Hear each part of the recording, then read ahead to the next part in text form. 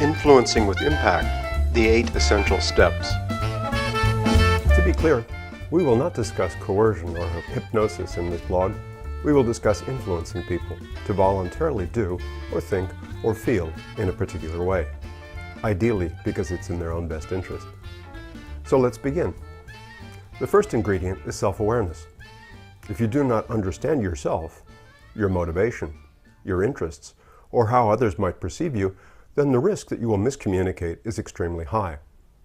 So always take mental stock of yourself before you begin. Alternatively, ask a focal point business coach for assistance if you want to be sure.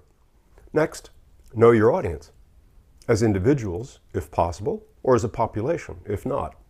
What are their needs? What are their interests? What about familiarity, formality, and style? How are they likely to understand your message? Remember, thinking and behavioral styles vary immensely. Collect and consider everything you can. Why not build interactions in the form of a little market research through questions into your initial remarks so as to get a read on your audience? Stand-up comics use this tactic all the time. Now structure your message. It must be essentially logical and flow from one premise to the next without offering too many open flanks, unless you tactically invite your audience into some discussion to ultimately succeed in the larger task. Sometimes conceding a weak point and showing vulnerability and/or humility may engage your audience emotionally. In any case, you must engage your audience. This generally means discovering their emotional triggers and activating them.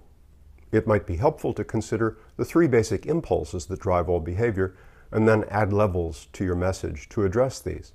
For example, if you are building on a thirst for adventure, then invite the audience to feel the tedium of their lives and how refreshing a change of scene, a new drink, or some new experience would be. Jumpstart their emotional motors. Now that they're actually listening, make sure that you use all 4 signals to assure that a full communication has taken place. If you rely only on telling your story, it may never actually reach your audience. Get confirmation that the message has arrived and was actually understood. Depending on your subject matter, at this point you may expect objections. Your service is too expensive, your content is too old, the audience has other priorities, etc. If you've done your homework and you know your audience well enough, now you can apply that knowledge by answering the objections, removing them, or perhaps emphasizing other, more material aspects of your product or service to dilute the objection's importance. Make sure that you actually address the audience's needs. If your attempt to influence them never connects with their concerns or desires, then frankly, it's unlikely you will succeed. We cannot stress enough, do some initial research, ask a lot of questions, understand your audience before you start.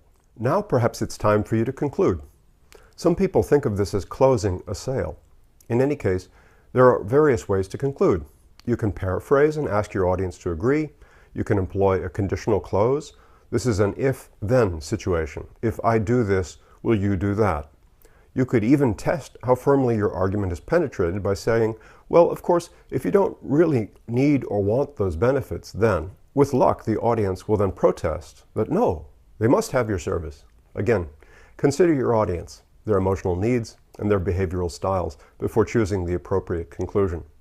The complexity of your sale might require multiple touch points, each one calculated to overcome a specific hurdle. So that's our simple recipe for influencing with impact. Be self-aware. Know your audience. Structure your message. Engage your audience. Use all 4 key signals in communicating. Anticipate objections. Conclude effectively. And by the way, don't forget to deliver what you promised.